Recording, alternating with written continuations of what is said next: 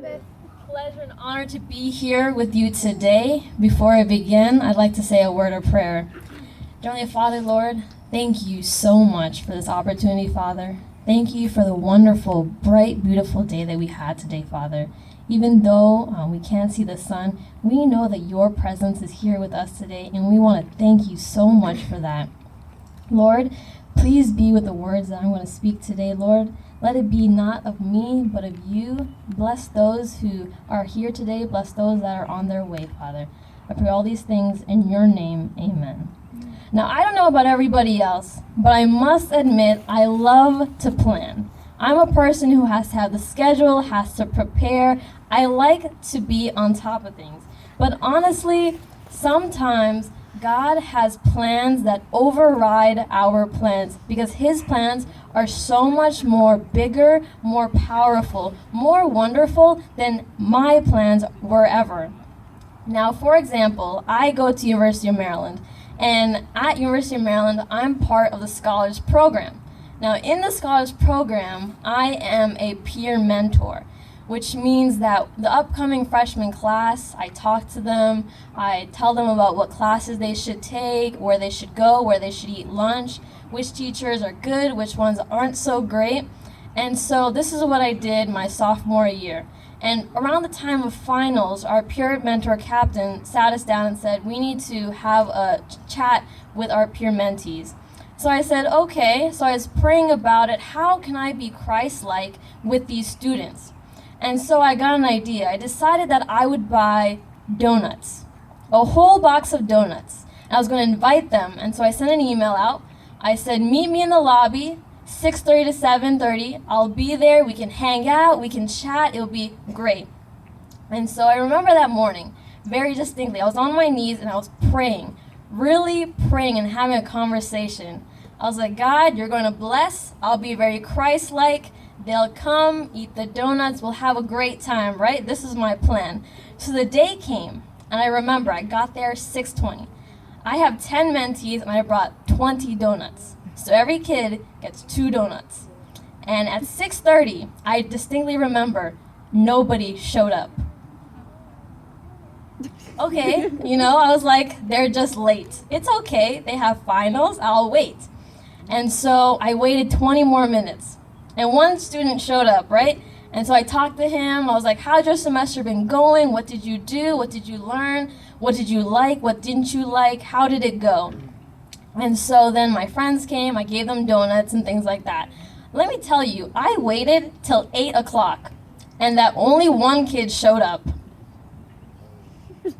And so I sat there, right? And so I'm looking at God and praying. I'm like, God, we had this conversation. I remember this conversation this morning. We were on the same page. I said I was going to be Christ-like. I was going to share the donuts. I was going to tell them all about Maryland and things like that. Like, was I talking a different language? Do you want me to talk in Tamil, English? I'm confused, okay? Where was the miscommunication? What happened? And so I'm staring there's 10 donuts left in this box. And so I pick it up, and I'm walking back to my car, and as I'm getting to the entrance of the building, I look over and there's a study group. I'm like, wow, I should be studying because I have finals too. Thanks a lot. And so as I'm reaching for the door, God very clearly says, Lena, go back inside. You are not leaving this building with those donuts. And I held the door, and I was like, God, you want me to open the door for you? There's nobody inside. My plan failed. Nobody showed up. He was like, Lena, you need to go back into the building. So I went back into the building, and I looked over at that study group, and I counted them, and I was like, there's about 10 people in this study group. And do you know how many donuts I had? 10 donuts. And so I ran to the door, and I knocked, and the guy opened the door. He looked confused. I was like, listen, I got a box of 10 donuts. Do you want some?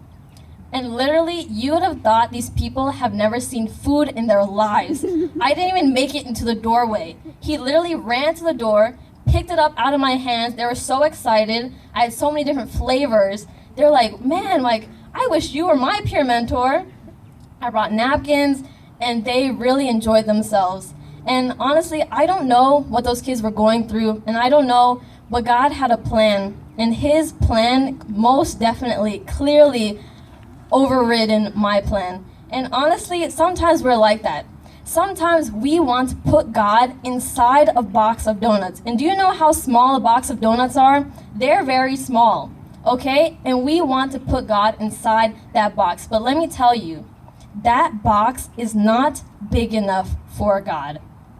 And in closing, I want to read a verse. It's one of my favorite verses. Trust in the Lord with all your heart, and lean not on your own understanding. In all your ways acknowledge him, and he shall direct your paths. Proverbs 3:5-6. I'd like to encourage everyone to think about that, and think about your plans, and think about how God is going to use you in more miraculous ways than you can ever think of. And I want you to thank God for overriding your plans, and then ask him what his plans are as you're sitting there in front of your box of donuts when nobody shows up. Because I guarantee you that his plans are twice as big as your box of donuts. Thank you. I want you to listen to the words of the next song and think about God's plans for your life.